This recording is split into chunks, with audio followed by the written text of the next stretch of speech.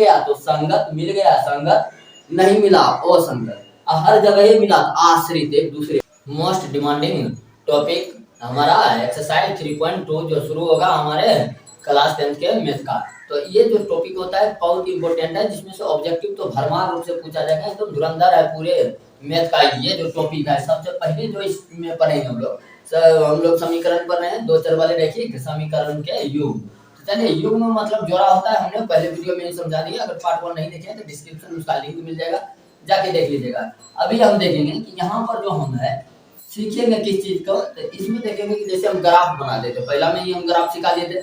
Graph बनाते हैं तो ग्राफ में हम कैसे पता करें, यानी कि बिना सीधे समीकरण देखेंगे और बता देंगे कि कब ऐसा रेखा बनेगा, कब ऐसा बनेगा और कब ऐसा बनेगा। अब इन सब का नाम भी होता है, नाम क्या क्या है इसको समझिए। जब एक दूसरे को काट देता है तो इसको हम कहते हैं प्रतिच्छेदी रेखा। कौन सा रेखा कहते हैं? प्रतिच्छेदी रेखा। ठीक है, प्रतिच्छेदी। जब एक दूसरे को इंटरसेक्ट कर दे उसे क्या कहेंगे? प्रतिच्छेदी। ठीक है, जब एक दूसरे को कभी नहीं काटेगा जिसको हम लोग पैरेलल लाइन कहते हैं, यानी समांतर रेखा कहेंगे। क्या कहेंगे? समांतर रेखा। ठीक है, और जब एक ही रेखा हो, एक समीकरण का जो रेखा बना दूसरा समीकरण का भी वही रेखा बन गया, यानी एक दूसरे को ढक दिया, तब इसे हम लोग समपाती रेखा कहते हैं। सम माने बराबर, पाती माने एक ही लाइन पर दूसरा लाइन हो जाए तो इसको हम पाती बोलते हैं, समपाती। समपाती का मतलब समझ गए? एक रेखा, जैसे ये है, ये मार्कर है और दूसरा मार्कर लेकर के तुरंत ऐसी रेखा बना दी। देखिए ये रेखा जो है, ऊपर वाला जो मार्कर है पीछे वाला मार्कर को ढक दिया, इधर से उल्टाएंगे तो अब देखिए तो ब्लू वाला मार्कर काला वाला को ढक दिया। ये क्या है? समपाती है, बराबर पाती में बटा है, एक दूसरे पर ही बन गया, तब हम लोग इसे समपाती रेखा कहते हैं। कभी नहीं काटेगा समांतर रेखा कहेंगे, एक दूसरे को काट दे तब समांतर रखेगा, एक बिंदु पर काटेगा समांतर, अनेक बिंदु यानी अनंत बिंदु पर काटेगा तब समपाती कहते हैं। कभी काटेगा नहीं किसी बिंदु पर तो उसे हम लोग समांतर रेखा कहते हैं। तो समझ के पहले रेखा को समझे, रेखा का नाम अभी हम जाने हैं। तो समांतर कौन कौन हो गया? समांतर रेखा, प्रतिच्छेदी रेखा और समपाती रेखा। ये 3 प्रकार की रेखा बनता है। 2 रेखा में संबंध निकालेंगे, यही 3 संबंध आएगा। या तो दोनों रेखा एक दूसरे को काट देगा, या कभी नहीं काटेगा, या एक दूसरे को ढक देगा। ठीक है, अब हम लोग आगे बढ़ेंगे। आगे जो जानना है, हमें जानना किसके बारे में है, तो हम देखेंगे कि समीकरण को देखेंगे और झट से बता देंगे, एकदम जादू ट्रिक की तरह इसका हम लोग कि कौन सा रेखा बनेगा। इसके लिए हमें चाहिए क्या? व्यंजक। यानी व्यंजक हम बता चुके हैं, समीकरण का व्यंजक क्या होता है इस तरह से देते हैं, a1x plus b1y plus c1 बराबर में 0। दूसरा था a2x plus b2y plus c2 बराबर में 0। यही था। अब यहाँ से हम पता लगाएंगे कि कौन सा रेखा कब बनेगा। ठीक है, हम पूरा बनाने की कोशिश भी नहीं करेंगे, यानी पूरा ग्राफ खींचने की कोई जरूरत नहीं होगा। करेंगे क्या? तो देखिए इसका हम रेशियो निकालेंगे। जैसे a1 बाय a2 क्या है? a का रेशियो निकालिए, यानी x के गुणन का रेशियो, और नॉट इक्वल टू यदि b1 बाय b2 हो गया, b1 बाय b2 यानी a1 बाय a2 का रेशियो और b1 बाय b2 का रेशियो यदि बराबर नहीं होगा तो यही होगा हमारा प्रतिच्छेदी रेखा। यानी इसका हम फॉर्मूला यदि लिखे क्या हो जाएगा? a1 बाय a2 और not equal to b1 bye b2, ऐसे करके नॉट इक्वल टू लगाएंगे, यानी बराबर नहीं। तो देखिए कितना आसान है। कोई भी समीकरण जैसे हमसे दिया गया 2x है प्लस 3y बराबर में 5 है, 3x प्लस का 5y बराबर में 10 है, कुछ भी दे दे। ठीक है, अभी हमें पता करना है ये समांतर रेखा प्रतिच्छेदी रेखा है या नहीं है। क्या करेंगे? तुरंत निकालेंगे a1 बाय a2। देखिए 2/3 आ जाएगा, रेशियो 2/3 बराबर देंगे 3/5 b1 बाय b2 का रेशियो आ गया, क्या बराबर है? नहीं है। मतलब हम झट से बता सकते हैं कि ये जो रेखा बनाएगा कौन सा होगा? प्रतिच्छेदी। और उसका ग्राफ हम खींचेंगे तो प्रतिच्छेदी ही बनेगा। समझ में आ गया कि हम बिना बनाए सीधे बोल सकते हैं। अभी तो हम लिखबो करते हैं, अगर आप सीख जाइएगा लिखने का जरूरत भी नहीं पड़ेगा, देख करके बताइएगा कि कौन सा रेखा बनेगा। समझ में आ गया? तो चलिए अगला हम देखते हैं समांतर रेखा के लिए। समांतर रेखा के लिए क्या होगा कि a1 बाय a2 का रेशियो बराबर होगा b1 बाय b2 का रेशियो, और बराबर नहीं होगा c1 बाय c2 का रेशियो। समझिए ये बात कि 2 तो बराबर होगा लेकिन तीसरा बराबर नहीं होगा। ये आप समांतर के लिए याद रखेंगे। क्या याद रखना है? A1/A2 बराबर B1/B2 और नॉट इक्वल टू C1/C2। ठीक है, इस तरह से आप याद रखिएगा। इसका संपातिक का देखिए, संपातिक माने समान, समान एक दूसरे पर ही बनेगा, समान बनेगा, समान बनेगा, सब कुछ क्या होगा, समान होगा। यानी A1/A2 अब बराबर होगा B1/B2 और बराबर होगा C1/C2, सब कुछ बराबर होगा, संपातिक कहलाएगा। क्या कहलाएगा, संपातिक। इसको तो बहुत आसान होगा, यही याद रखना कि संपातिक कब बनेगा। संपातिक का मतलब एक दूसरे पर बनना है, एक दूसरे पर कब बनेगा, जब दोनों समान होगा, यानी इसका सभी रेशियो क्या होगा, समान होगा। ठीक है, जब दो रेशियो समान हो, अंत वाला रेशियो समान है तो समांतर, तो पहला रेशियो समान है समांतर। ठीक है, पहला रेशियो समान नहीं है तो प्रतिच्छेदी रेखा।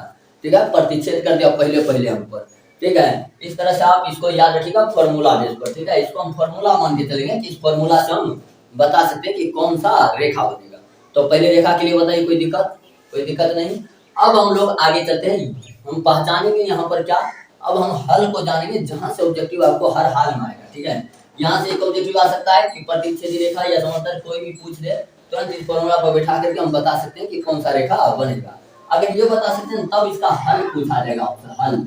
अब ये हल क्या होता है, हल की संख्या पूछते हैं, हल की क्या पूछते हैं, संख्या।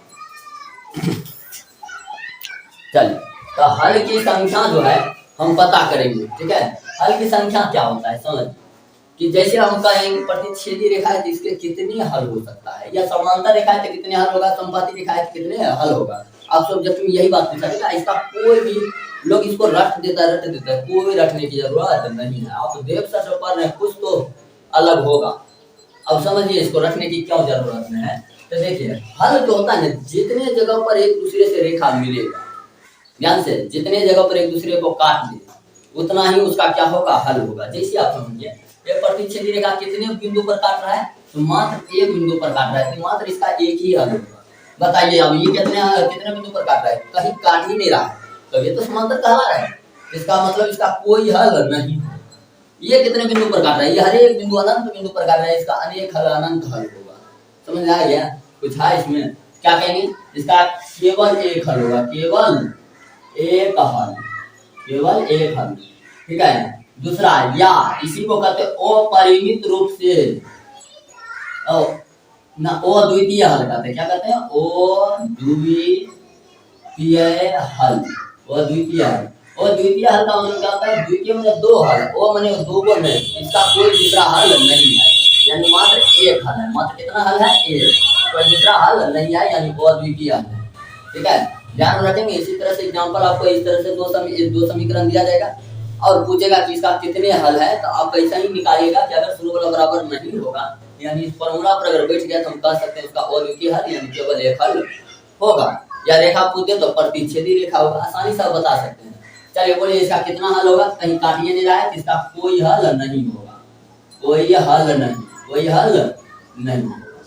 ठीक है, इसका कितना हल होगा, तो इसका अनंत हल होगा, अनंत जगह पर काटने हैं, अनंत हल, अनंत हल। या इसी को कहेगा अपरिमित रूप से, अपरिमित रूप से अनेक हल, अपरिमित रूप से अनेक हल। ये दोनों बात एक ही है, अनंत हल कहिए या अपरिमित रूप से अनेक हल कहिए। तो अनेक हल संपाती रेखा एक हल होगा, तो देखिए ध्यान से, प्रतिच्छेदी रेखा मात्र एक हल, समांतर रेखा कोई हल नहीं होगा, कहीं काटिए नहीं रहा है। इस तरह से आप रेखा से समझ सकते हैं आप लोग हल। अब यहाँ से हम लोग समझते हैं, अगला जो आएगा हमें युग्म पूछा जाएगा। युग्म बताए थे, ज्वारा क्या होता है, ज्वारा, ज्वारा क्या होता है ये भी समझा देते। ज्वारा के लिए चर समान होना बहुत जरूरी है, अगर चर समान नहीं है तो बनेगा नहीं। जैसे यहाँ एक्स वगैरह है, यहाँ भी क्या होना चाहिए, एक्स यहाँ हुआ है, यहाँ भी हुआ है, यहाँ तो चर है, कुछ भी रह सकते हो, उससे कोई फर्क नहीं पड़ता है, चर समान होना चाहिए।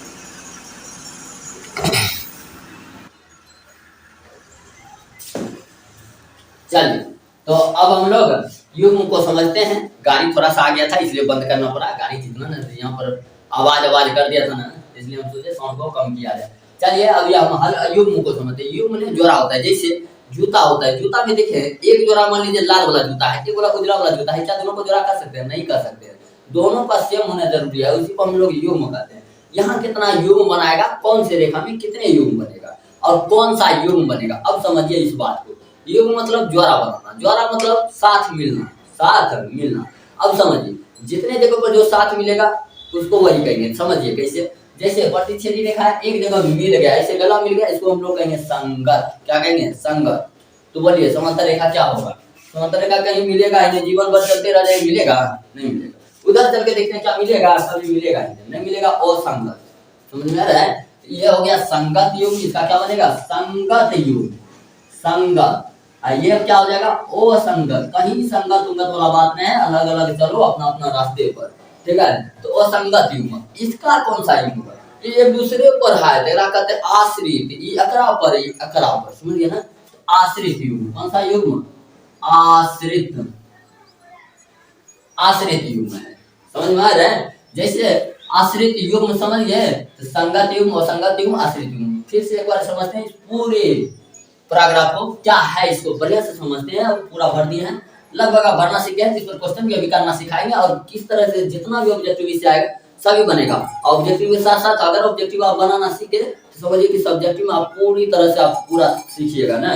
तो हम लोग क्या करते हैं, पहले इसको एक बार और समझ लेते हैं। पहले ये देखेंगे कि एक दूसरे को काट देते, इस रेखा को कहते हैं प्रतिच्छेदी रेखा। ये ग्राफ में बनेगा, दो रेखा बनेगा तो प्रतिच्छेदी बनेगा, या समांतर या असंपाती। नहीं काटेगा कभी तो समांतर रेखा, एक दूसरे पर ही बन गया संपाती रेखा, ठीक है। अब फॉर्मूला याद रखेंगे, हमें तो समीकरण दिया जाएगा। समीकरण में पहला समीकरण जो होगा उसको a1 b1 c1 इस तरह से कहेंगे। दूसरा समीकरण का a2 b2 c2 करेंगे, इस तरह से ध्यान रखेंगे। अगर a1/a2 का रेशियो और b1/b2 का रेशियो समान नहीं है, समान नहीं है, तब क्या कहेंगे? इसको हम प्रतिच्छेदी रेखा कहेंगे। कौन सा रेखा? प्रतिच्छेदी रेखा। a1/a2 का रेशियो बराबर होगा b1/b2 का रेशियो, b2 का रेशियो, और बराबर नहीं होगा c1/c2 का रेशियो, तब इसको हम लोग समांतर रेखा कहेंगे, ठीक है। तीनों के तीनों रेशियो बराबर हो जाए तो संपाती रेखा बनेगा। कौन सा रेखा बनेगा? संपाती। तो हम ऐसे भी याद रख सकते हैं, प्रतिच्छेदी रेखा का रेशियो क्या होता है? a1/a2 not equal to b1/b2। इसी तरह समांतर रेखा का रेशियो शुरू वाला बराबर होगा, अंत वाला बराबर नहीं होगा। प्रतिच्छेदी का शुरू वाला बराबर नहीं होगा, समांतर का शुरू वाला बराबर, लास्ट वाला बराबर नहीं होगा, और संपाती रेखा का तीनों का तीनों क्या होगा? बराबर होगा, तीनों रेशियो बराबर होगा। इस तरह से हम फॉर्मूला को याद रख सकते हैं, और फॉर्मूला से ही हम क्वेश्चन को बनाएंगे। अब देखेंगे कि हल के बारे में जब भी पूछा जाए ना, पूछा जाएगा ही एगो हल के बारे में। हल के बारे में जब भी पूछा गया, जितने जगह मिलेगा उतना ही उसका हल होगा। जैसे प्रतिच्छेदी रेखा एक जगह मिला तो इसका केवल एक हल होगा, इसी को कहते हैं अद्वितीय हल। समांतर रेखा कभी एक दूसरे को मिलेगा ही नहीं, मिलेगा ही नहीं, मिलेगा ही नहीं मिलेगा तो कोई हल नहीं। समझ आ रहा है? उसी तरह से संपाती रेखा को देखेंगे, हर बिंदु पर मिल रहा है। कितने बिंदु से मिलकर बना है? अनंत बिंदु से अनंत हल, या अपरिमित रूप से अनेक हल कर सकते हैं। अब युग्म कहेगा, युग्म में क्या होता है? मिल गया तो संगत, मिल गया संगत, नहीं मिला असंगत। हर जगह मिला आश्रित एक दूसरे पर, ठीक है, आश्रित युग्म। ये पूरा क्वेश्चन इतना ही है, समाया हुआ है। आप लोग एक बार इसको अच्छी तरह से याद कर लीजिएगा कैसे करना है। तो जैसे जैसे हम बनाए ना शुरू से, इसलिए हम बनाए ना, तो पहले से हम ऐसा लिख के आते हैं और 1 मिनट में खत्म कर देते हैं। फिर आप सीखिएगा क्या, रखिएगा या तो फिर से देखिएगा, याद कीजिएगा, इतना ही काम करना है। हम जो बनाए इसलिए बनाए कि आप लोग बनाना सीखिए कि ये आया कहाँ से। इसको अगर तैयार आप बार बार करते हैं जिस तरह से हम किए हैं, तो समझिए कि आप सीख भी पाइएगा, साथ साथ आप तैयार खुद कीजिएगा, याद करने की जरूरत नहीं है। तो चलिए अब हम लोग क्वेश्चन पर करते हैं, क्वेश्चन करते हैं। सबसे पहले क्वेश्चन पर चलते हैं। तो क्वेश्चन नंबर 1 हम शुरू करते हैं। क्वेश्चन नंबर 1 में हम देखेंगे कहता क्या है क्वेश्चन। सबसे पहले कहता है निम्नलिखित समस्या को आप हल कीजिए ग्राफिक विधि से। यहाँ करें कि कक्षा 10 के 10 विद्यार्थी है, विद्यार्थी की संख्या कितना है? 10। कहता है विद्यार्थियों ने एक गणित की पहली प्रतियोगिता में भाग लिया, यानी कि प्रतियोगिता हो रहा है पहले का, उसमें 10 विद्यार्थी भाग लिए थे। कौन से क्लास? क्लास 10 का। कहता है यदि लड़कियों की संख्या लड़कों की संख्या से क्या है? 4 अधिक है। मतलब कहने का देखिए क्वेश्चन खुद अपने आप में लिख रहा है कि लड़की का जो संख्या लड़का से क्या है? 4 अधिक है। तो प्रतियोगिता में भाग लिए लड़कों और लड़कियों की संख्या ज्ञात कीजिए। तो जो चीज हमें ज्ञात करने देगा उसी को हम मान लेंगे। क्या कर लेंगे? मान लेंगे। बनाना सीखिएगा ध्यान से। तो हम क्या करेंगे? माना की, कौन चीज? माना कि लड़का की संख्या या लड़की, जिसको मानना है मान सकते हैं। तो लड़का की संख्या है x, मान लेते हैं लड़का की संख्या x तथा, तो बताइए लड़की की संख्या क्या हो जाएगा? लड़की की संख्या y मानेंगे। क्या मानेंगे? लड़की की संख्या y, ठीक है, y मान लीजिए इस तरह से। मतलब आप मानने में भी ध्यान रखिएगा, जो चीज हमें निकालने दिया जाएगा वही चीज को हम मान लेंगे, ताकि हमें बनाने में एकदम जिसको माने वही आंसर आया, वही तो हमें निकालना था। समझ गए ना। तो अब हमें बनाते हैं प्रश्न से। प्रश्न कह रहा है कि क्लास 10 का विद्यार्थी था जिसमें लड़का और लड़की था, जिसको हम मान लिए हैं, मान तो लिए ही ना, तो मान लिए हैं। कहता है कि क्लास 10 के 10 विद्यार्थी था, मतलब लड़का और लड़की मिला के कितने विद्यार्थी, 10 विद्यार्थी। क्वेश्चन के अनुसार ही आप चलते रहिए। तो प्रश्न से कह रहा है कि x और y यानी लड़का और लड़की दोनों मिला के कितना विद्यार्थी था, तो 10 विद्यार्थी था। यही हमारा समीकरण हो गया फर्स्ट। हो गया। चलिए इसी जगह पर हम क्वेश्चन को और ज्यादा आगे करते हैं। आगे अपने अब देखिए, यहाँ कहता है लड़कियों की संख्या लड़कों की संख्या से क्या है, 4 अधिक है। समीकरण बनाना हम फर्स्ट चैप्टर यानी 3.1 में ही हम सिखाए थे कि इसको जब भी बनाना हो ना समीकरण, तो हम दोनों को क्या कर देते हैं, बराबर। क्या कर देंगे, बराबर। अब क्वेश्चन पढ़िए, क्या कर रहा है, लड़की की संख्या जो है लड़का की संख्या से 4 अधिक है। तो ये हो गया लड़का, ये हो गया लड़की। कहता है कि जो लड़की की संख्या है ना लड़का से 4 अधिक है। मान लेते हैं कि लड़का लड़की की संख्या अगर 12 हुआ है, क्या हुआ है, 12 है, तो लड़का की संख्या क्या होगा, लड़की की संख्या कहता है लड़का से 4 अधिक है, तो इसका मतलब 4 कम होगा लड़का, यानी 8 होगा। हम करें दोनों को करना है बराबर, तो कैसे बराबर होगा, या तो इसमें से 4 घटा दें, ये भी याद पड़ जाएगा। यही प्लस है माइनस है, कहता है क्या देगा प्लस, या इसमें 4 को क्या कर दे, जोड़। तो हम वही कर रहे हैं, प्लस को क्या कर देंगे, 4 कर दिए। समझ में आ रहा है, समझ में आ रहा है। इस तरह से हम बना लिया x + 4 = y बन गया। अब एक ध्यान से देखिएगा, यहाँ पर x प्लस है, इस पर आएगा माइनस का y बराबर में क्या हो जाएगा, प्लस है उधर जाके माइनस का 4। इस तरह से समीकरण सेकंड हमें क्या हो गया, बराबर बन गया। तो समीकरण पहले निकालना सीखे, सबसे मेन पॉइंट यही होता है। समीकरण निकालिए तो आधा क्वेश्चन आपका बन चुका है। चलिए क्वेश्चन को आगे हम बढ़ाते हैं। अब क्या करना है, अब हमें कहता है कि ग्राफीय विधि से हल करके निकालना है, पहले ही कहा गया था। तो चलिए ग्राफ इसका बनाएंगे। ग्राफ बनाने के लिए क्या करते हैं, तो एक डब्बा का निर्माण करेंगे। कौन चीज का, डब्बा का। ये तो हमेशा ध्यान रखना है ग्राफ विधि में। एक में भरते हैं x, एक में y। कम से कम कितना मान निकालना रहता है, तो कम से कम 2 मान निकालिए। कम से कम कितने हैं, 2। तो चलिए अब क्या करना है, पुट करना है। पुट करने के लिए ना आप इसको थोड़ा सा डिफाइन कर लेते हैं। x प्लस में है, उधर जाएगा क्या हो जाएगा, माइनस में हो जाएगा, यानी 10 और माइनस का y हो जाएगा। अब पुट कीजिए, जैसे y का मान अगर हम 3 रखते हैं तो 10 में से 3 घटेगा 7 हो जाएगा x मान। अगर 4 रखते हैं तो 10 में से 4 गया 6 हो जाएगा। इस तरह से समझ में आ रहा है ना। तो f हम क्या करेंगे, पुट करेंगे। पुट माने रखने पर, हिंदी में लिखिएगा तो y का मान 4 रखने पर हम क्या करते हैं, पुट y बराबर 4, मतलब y का मान पुट में रखने पर। तो पुट y बराबर 4 मतलब y का मान 4 रखने पर। तो जहां y लिखा होगा वहां 4 रख देंगे। तो x बराबर 10 और माइनस का 4, 10 माइनस का 4, y की जगह पर 4 दे दिए। कितना बचेगा, x मान 6, यानी y का मान 4 लिए थे, तो x मान कितना आ गया, 6 आ गया। इसे भर लेंगे। चलिए भरना है, बस होना चाहिए। अब इसी में हम आगे बढ़ते हैं। एक और मान भरना है, कुछ और कर लेते हैं पुट। तो दूसरा कोई मान रख लीजिए। तो मान लें पुट y बराबर 5 रख लेते हैं। y बराबर कितना, 5 रख दिए। 5 रखिए यहाँ। x बराबर 10 और माइनस का 5 क्या हो जाएगा, x बराबर भी 5 ही आ गया, यानी y 5 तो x भी 5। इस तरह से बोलिए, इसको भी भर लीजिएगा। चलिए इसका अब हम ऐसे नहीं बना करके डायरेक्ट भरें। क्या करना है अभी बता दिए, क्या करना था बोलिए। माइनस है उधर जाएगा प्लस हो जाएगा। x बराबर यदि हम लिखे तो -4 और प्लस का y हो जाएगा। इस तरह से अब डब्बा बना लेते हैं। इसका डब्बा बनाएंगे तो क्या बनेगा, एक x भरेंगे, एक में y भरेंगे, डबल डब्बा बनाएंगे। अब रखना है, बताइए यहाँ कितना रखें। अगर y का मान हम 5 रख देते हैं तो 5 में से 4 घट नहीं जाएगा, माइनस है, 1 बच जाएगा। तो हम क्या करेंगे, पुट y बराबर 5 रखते हैं। x बराबर -4 प्लस का y की जगह पर कितना, 5 देंगे। 5 में से 4 जाएगा, x मान कितना आ जाएगा, 1, यानी y का मान 5 रखे, x मान कितना आ गया, 1 आ गया। समझ में आया। सेम बात अब पुट वहां 6 रख लीजिए। पुट y बराबर कितना, 6। तो चलिए x बराबर क्या हो जाएगा, -4 और प्लस का 6, यानी x बराबर कितना आ जाएगा, 2 आ जाएगा। तो हम करते हैं 2। तो यहाँ पर y का मान कितना रखे थे, 6, x मान कितना आया, 2 आया, बस हो गया, भर गया। तो बोलिए अभी डब्बा भरना सीखे। ये ही 2 काम है, पहले समीकरण निकालना, दूसरा डब्बा भरना। डब्बा बन गया, अब ग्राफ में इसको दर्शाएंगे और ग्राफ से ही हमें आंसर लाना है, ठीक है। तो चलिए ग्राफ में इसको बनाते हैं। तो पहले इसका बनाते हैं, x मान 6 है, y का मान 4 है। इधर देखिए ग्राफ बनाने आता है कि ये जो ओरिएंटल लाइन होता है इसको x अक्ष कहते हैं, जो खड़ा लाइन होता है वो द्वारा रेखा इसको हम लोग y अक्ष कहते हैं। एक्स अक्ष जो दायां साइड होता है प्लस होता है, बाएं साइड माइनस होता है। वाई अक्ष ऊपर प्लस होता है, नीचे माइनस होता है। चलिए यहाँ पर दोनों प्लस में, एक्स भी प्लस में वाई भी प्लस में। एक्स मान कितना है 6, एक्स मान यहाँ 6 है, वाई मान कितना है 4 है, प्लस में 4 यहाँ है। अब दोनों को ग्राफ कॉपी जब आप लीजिएगा निशान बनाया हुआ रहेगा, ठीक है, इस तरह से। और 6 का ऐसे जाएगा, जहां पर ये दोनों मिल गए, यही है एक्स मान 6 वाई मान 4। ये लिखना है, पॉइंट का नाम बताए कि हमेशा पहले एक्स मान लिखेंगे, उसके बाद वाई का मान लिखेंगे, ठीक है। तो पहले एक्स तब वाई वाला पॉइंट लिख दिए। अगला देखेंगे 5 और 5 है, यानी एक्स भी 5 वाई भी 5।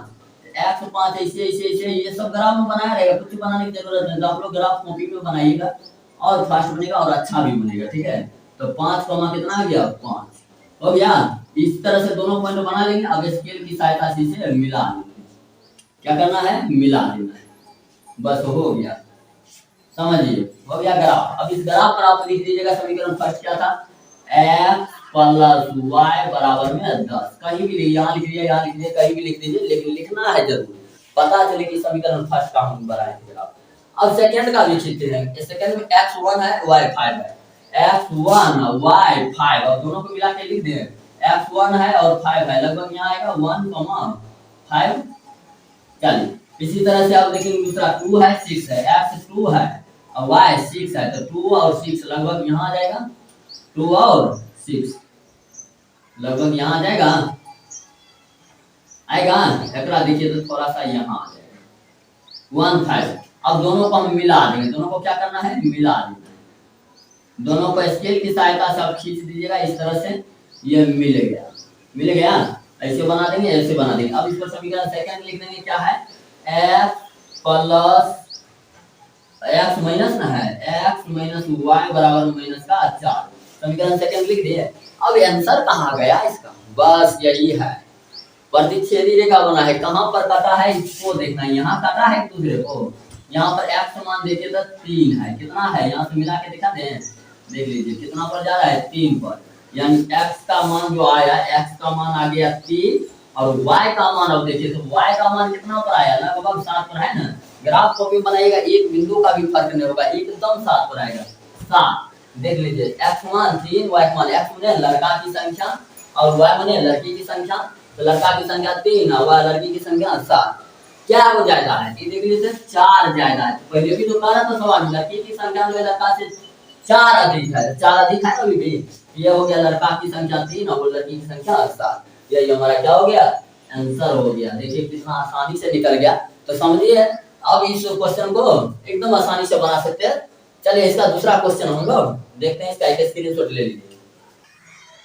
चलिए चलिए क्वेश्चन नंबर हम लोग 2 पर चले आए। तो चले आए हैं क्वेश्चन नंबर 2, करते हैं क्वेश्चन नंबर 2। कहता है 5 पेंसिल तथा 7 कलम का मूल्य 50 रुपया है। 5 पेंसिल 7 कलम का मूल्य कितना दिया हुआ है, 50 रुपया। जबकि 7 पेंसिल, यानी पेंसिल की संख्या में क्या क्या गया, 5 से 7 और 7 पहले कलम था, तो 5 कलम का मूल्य 46 रुपया है।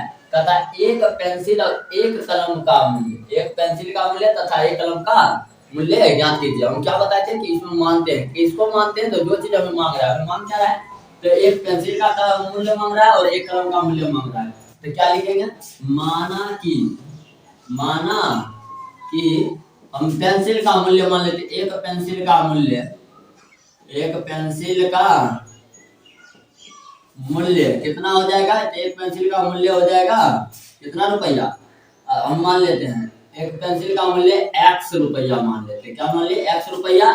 इसी तरह से तथा लिख देंगे, एक कलम का मूल्य, एक कलम का मूल्य मान लेते हैं y रुपया। पहले तो मानना आपको हमेशा है यही कि मान लेंगे जो चीज हमें मांग रहा है। अब हम प्रश्न से चलेंगे, यानी प्रश्न में हम पढ़ेंगे कि क्या क्या दिया हुआ है, उसके अनुसार हम काम करेंगे, ठीक है।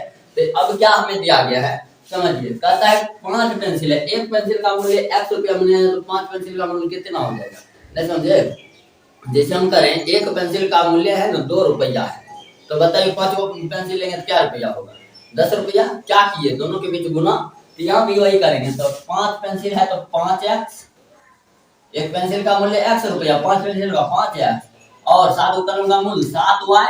कहता इसका दोनों का मूल्य मिला के दिया गया है, दोनों मिला के यानी जोड़ के कितना रुपया दिया गया है, 50 रुपया। समीकरण ये बन गया हमारा फर्स्ट सेम इसी प्रकार अगला क्वेश्चन आप पुनः प्रश्न पढ़ेंगे, उसको देखिए तो कहता है जबकि 7 पेंसिल का, आप लोग नीचे बनाते चलेगा, हम एक लाइन बनाएंगे तो इसमें जगह नहीं बनेगा, इसलिए हम अलग अलग कर देते। तो आप लोग पहले एक समीकरण को सॉल्व कीजिएगा, फिर दूसरा समीकरण को, ठीक है। तो अब कहता है जबकि 7 पेंसिल, यानी 7 पेंसिल है तो 7x प्लस 5 कलम यानी 5y बराबर कितना रुपया है, 46 रुपया है। ये समीकरण हमारा क्या बन गया, सेकंड बन गया। अब इन दोनों को कहता है ग्राफिक विधि से, शुरू में ही कहा ग्राफिक विधि से हल कीजिए। तो अब हम ग्राफ विधि से इसको हल करेंगे और पेंसिल और कलम का मूल्य आएगा। तो चलिए इसके लिए करते क्या है, हम बताए थे आपको कि एक चीज को उस पार कर दीजिए। क्या करेंगे, यहाँ पर देखिए ध्यान से, 5x है 5x कर दिए बराबर है 50 तो 50 और प्लस है उधर जाके क्या बनेगा माइनस का 7y, यहाँ पर दोनों के बीच गुना है ऊपर जाएगा भाग, x बराबर क्या हो जाएगा 50 माइनस का 7y बट्टा में 5 हो गया। ऐसे कर लेंगे। अब आप डब्बा बनाइए, यहाँ पर डब्बा बनाएंगे, डब्बा को भरना होता है, मेन डब्बा को भरना, एक में x लिखेंगे एक में y रखेंगे। अब मान रखना है, अब क्या रखना है, मान, समझिए ध्यान से मान रखना किस तरह से है कि अगर हम मान रखेंगे ना तो यहाँ पर सोच समझ के लिखिए, नहीं कुछ भी रख लेंगे 0 1 2 3 4 कुछ भी रखिए आंसर आ जाएगा, लेकिन ऐसा मान रखिए जो कि हमें आसान हो बनाने में। जैसे यहाँ पर अभी मान लीजिए 1 दे देंगे, 50 में से क्या 43 43 बटा 5 बहुत लंबा हो जाएगा, दशमलव में आ जाएगा। अगर यहाँ हम 5 रखते 7 बचे 35 हो जाएगा, 50 में 35 घटेगा 15 होगा, 15 5 से कट भी जाएगा। तो हम क्या करेंगे, पुट y बराबर कितना 5 कर देते हैं, 5 करेंगे तो x बराबर क्या हो जाएगा, तो 50 माइनस 7 गुने 5 हो जाएगा, दोनों के बीच गुना बट्टा में 5 हो गया इस तरह से। अब देखिए 50 है तो 50 माइनस 7 बचे 35 बट्टा में 5 कितना हो जाएगा 15 बट्टा में 5 कट के आ गया 3, यानी y का मान यदि 5 रखे तो x मान कितना आ गया 3 आ गया। इसी तरह से बोलिए अगला कितना ले लें, अगला कितना ले लें, अगर अगला हम मान लीजिए यहाँ पर हम 7 रख देते हैं, तब भी तो नहीं हो रहा है, 7 रखेंगे 49 50 में 49 घटेगा 1 बटा 5 आ जाएगा, दशमलव में आ जाएगा। हम ऐसा कुछ लेते थे, यहाँ अगर हम 0 रख देते पुट कर देते y बराबर 0, तब क्या हो जाएगा, ये 0 हो जाएगा 50 बटा 5 यानी 10 हो जाएगा। तो हम एक ही बार y बराबर 0 पुट करेंगे, देखिए 7 गुने 0 0 हो जाएगा, आप लोग कर लीजिएगा ऐसे सॉल्व, 0 हो जाएगा।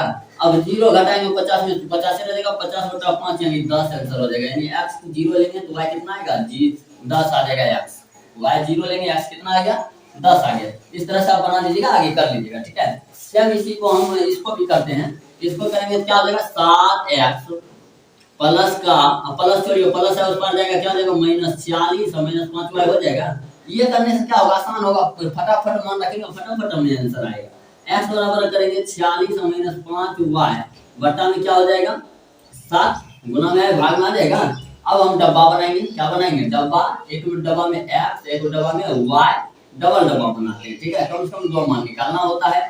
चलिए अब करते हैं हम लोग यहाँ पर सोल्यूशन, बोलिए पुट करेंगे y का मान, किसका मान y बराबर कितना रखे 7 से कट जाएगा, देखिए तो यहाँ 1 को रखेंगे 48 हो जाएगा, 2 रखेंगे 10 जाएगा 36 हो जाएगा, 3 रखेंगे तो 15 घटेगा 31 हो जाएगा, 4 रख के देखते हैं 20 घट वो करेगा 26 होगा, 5 रखते हैं 25 41 में से 46 में से 25 घटाएंगे, 40 में से 25 कितना बचेगा 21 बचेगा ना, 21 7 से कट जाता है तो हम 5 रख देंगे, पुट y बराबर 5, y बराबर कितना रख दिए 5 रखे हैं। तो चलिए यहाँ पर एक और पुट करके देखते हैं, 46 माइनस 5 गुना 5 बट्टा में 7 यानी 40 में से 25 घटाएंगे, 40 में से 25 बट्टा में 7 कितना हो जाएगा 21 और बट्टा में 7 कट के आ गया 3 आया, यानी y का मान 5 रखे थे, x मान कितना आ गया 3 आ गया। और कुछ रख के देखिए, इसी तरह से ऐसा चीज रखें कि कट जाए तो आसान होगा, आप ही के लिए कह रहे हैं ना, वैसे तो कुछ भी रख दीजिए 1 2 3 4 कुछ भी रखिएगा आंसर उतना ही आएगा, ठीक है। अब अगला देखते हैं, अगला हम कुछ भी यहाँ रख के देखते हैं, ठीक है। अब 5 के बाद 6 रख के देखते हैं, 6 5 30 16 बचेगा, कटेगा ही नहीं 7 से, 7 रख के देखते हैं 7 5 35 हो जाएगा, 35 घट भी जाएगा तो 11 बचेगा, 11 बचेगा तो कटेगा नहीं, हम 0 रखें 0 भी रखेंगे तब भी नहीं कट रहा है, आखिर रखे क्या, कुछ पैसा मान रखें, हम कुछ भी रख देते हैं, यहाँ पर हम रख देते हैं 6, कितना रख देते हैं 6 5 30 हो जाएगा, घर जाएगा कितना बचेगा 16 बट्टा 7 आ जाएगा, ठीक है। तो पुट क्या करेंगे, अब कटने वाला कोई नहीं है तो पुट y बराबर 6 रख दें, क्या हो जाएगा 46 माइनस 5 गुने 6 बट्टा में 7, यानी 46 में से घटेगा 30/7 यानी 16/7। अगर काटेंगे 7 दूना 14 होगा, 2 बचेगा, 2 पर 0 20, 7 दूना 14, 7 अट्ठे 56। इस तरह से आ जाएगा लगभग दशमलव में 2.28। तो हम कितना रखे, y का मान 6 रखे, 2.28 आ गया। इस तरह से हम पहले तो भर लेंगे अपने डब्बा को, ठीक है। अगर डब्बा भर गया तो ग्राफ में इसी को दर्शा देंगे और हमारा आंसर आएगा।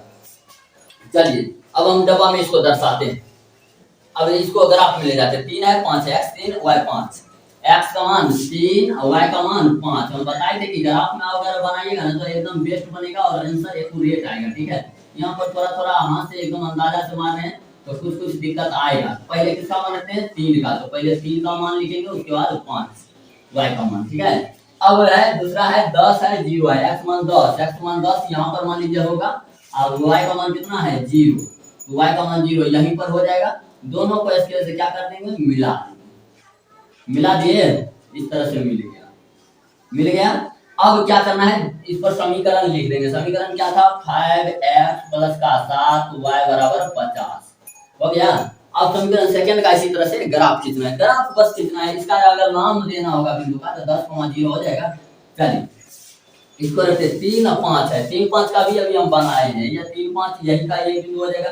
एक है y का मान 6 है, 2.28 है, 2.28 का मतलब कौन चीज, 2.25 से जैसे यहाँ देखेंगे आधा आधी पर कितना होगा 2.5 होता है ना, नहीं समझे। 2 और 3 के बीच में 2.5 तो होगा ना, इससे भी थोड़ा सा कम और y का मान है 6। इसको ऊपर की ओर ले जाएंगे, ऊपर की ओर। ये सब ले जाना नहीं है आपको, ग्राफ में ये सब कुछ बनाया हुआ रहेगा, सब कुछ एकदम डिटेल में रहेगा, समझ रहे हैं ना। सब कुछ क्या रहेगा, डिटेल। तो ये इस तरह से बन गया, यानी कि हमारा इस तरह से हो गया, इस तरह से हो जाएगा, ये हो गया। इस तरह से अब जहां पर यहाँ कट गया है, कटा है, यहाँ जो कटा है ये बिंदु, पहले इस पर हम समीकरण लिख देते हैं। क्या लिख देते हैं, समीकरण। तो समीकरण लिखेंगे तो बोलिए समीकरण सेकंड क्या है, समीकरण सेकंड है 7x 5y बराबर में 46। अब आंसर की बारी है। अभी हम आंसर लिखना सीखे थे, कितना आंसर आएगा एक बार आप पहले एक बार कोशिश कीजिए बताने का, कमेंट में लिखिए। चलिए तो कमेंट में आप लिख दिए कितना होगा, काटा कहाँ तो देखिए 3 और 5 पर, 3 और 5 पर। तो x का मान कितना आया, x का मान आ गया हमारा 3, x मान कितना है 3, और बाद वाला जो होता है y का मान होता है, y का मान कितना है 5 है। x किसको हम माने थे, x माने थे पेंसिल का, यानी पेंसिल का मूल्य जो आया, पेंसिल का मूल्य, एक पेंसिल का मूल्य 3 रुपया और एक कलम का मूल्य 5 रुपया। क्या इसको हम जांच कर सकते हैं, तो जांच भी करके देख लीजिए, एक बार हम जांच करना सिखा देते हैं। कहता है कि 5 पेंसिल, तो एक पेंसिल का मूल्य 3 रुपया, 5 पेंसिल का मूल्य 15 रुपया। चलिए 7 कलम का मूल्य कितना रुपया हो जाएगा, तो एक कलम का मूल्य 5 रुपया है, तो 7 कलम का 7 बचे 35 रुपया हो जाएगा। दोनों मिला के कितना रुपया दिया है, कुल मूल्य कहता है, कुल मूल्य कितना है 50 रुपया। इसको जोड़ के देखिए 50 पूर लाएंगे तो 35 मतलब 50 पूर गया, मतलब हमारा आंसर सही आ चुका है। समझ में आ रहा है, तो हम जांच भी कर सकते थे। तो चलिए अगर आप इस क्वेश्चन को समझ गए एकदम बेस्ट तरीका से आसानी से बना पाइएगा। अगर कोई प्रकार का और लगता है कि मतलब आपको प्रॉब्लम है कहीं समझने में, एक बार शुरू से आप वीडियो को देख लीजिएगा। अगर नहीं समझ में आए तो कमेंट में जरूर लिखिएगा, ताकि हम और भी अच्छा तरीका से आपको समझाने की कोशिश करें, ठीक है। चलिए इसका एक स्क्रीनशॉट लीजिए और क्वेश्चन नंबर हम 3 देखेंगे।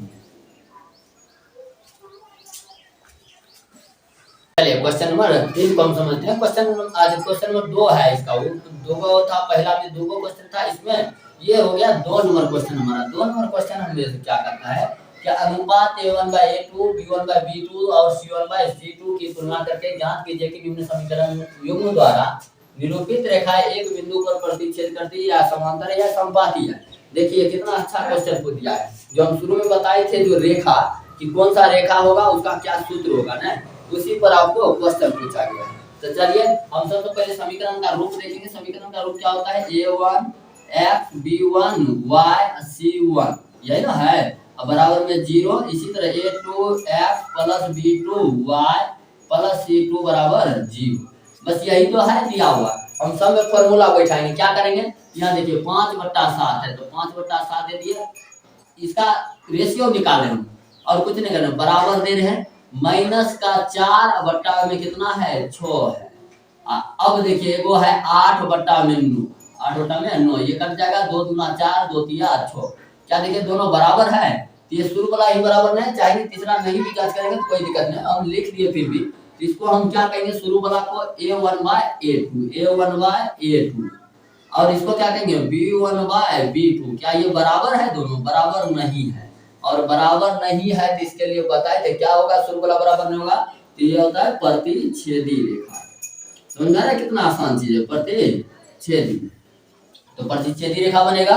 उसके बाद इधर देखें, इसको आप बनाते हैं, इसको बनाते हैं ध्यान से देखिएगा, वही करेंगे 9 बट्टा में कितना हो जाएगा 18 बराबर 3 बट्टा में 6 और बराबर 12 बट्टा में 24। अब काटते हैं सब, 9 दूना 18, 1 बट्टा 2, 1 बट्टा 2 और 1 बट्टा 12 दूना 24 हो जाएगा। सभी के सभी क्या हो गया बराबर, यानी रेशियो में लिखें तो a1/a2 बराबर होगा b1/b2 और बराबर हो गया c1/c2। हो गया खेला, क्या खेला हुआ कि तीनों के तीनों बराबर हो गया, तो इसको कहते हैं समपाती, समपाती रेखा। समझ में आ रहा है ना। अब देखेंगे इसको, इसमें भी करते 6 बट्टा 2, यहाँ हो जाएगा -3, y का गुणन कितना है -3 बट्टा -1 अब बराबर में 10 बट्टा में 9। हो गया, ये काटिए 2 तिया 6, यहाँ माइनस माइनस कट जाएगा, यहाँ कटेगा ही, यानी 3 बट्टा 1 है, यहाँ भी 3 बट्टा 1 है, यहाँ 9 बट्टा 10 बट्टा 9 है, 10 बट्टा 9। हो गया, ये दोनों तो बराबर हो गया लेकिन तीसरा बराबर नहीं है, यानी अगर लिखे रेशियो में तो a1/a2 इक्वल टू हो जाएगा b1/b2 not equal to c1/c2 है। बताइए दोनों शुरू वाला बराबर हो, तीसरा बराबर नहीं हो, इसको हम लोग कहते हैं समांतर रेखा। कौन सा रेखा, समांतर रेखा। याद है ना, शुरू वाला बराबर नहीं होगा प्रतिच्छेदी, अंतिम वाला बराबर नहीं होगा समांतर, सब बराबर होगा समपाती। यही तो है, तो आसानी से ये क्वेश्चन हमसे बन गया। तो चलिए इसका एक स्क्रीनशॉट लीजिए और हम अब इसको देखें कि बहुत लंबा ये वीडियो बन गया है 3.2 का। तो 3.2 का अभी 2 क्वेश्चन इसमें कर देते हैं और जो क्वेश्चन बचा है ना सभी को एक पार्ट और बना देंगे। तो ये पार्ट 1 रहेगा 3.1 का, और पार्ट 2 में हम कल आएंगे वीडियो लेकर के, जिसमें पार्ट 2 रहेगा जिसमें 5 क्वेश्चन किया जाएगा, 7 क्वेश्चन कुल मिला के है। तो चलिए आज के लिए इतना ही, जय।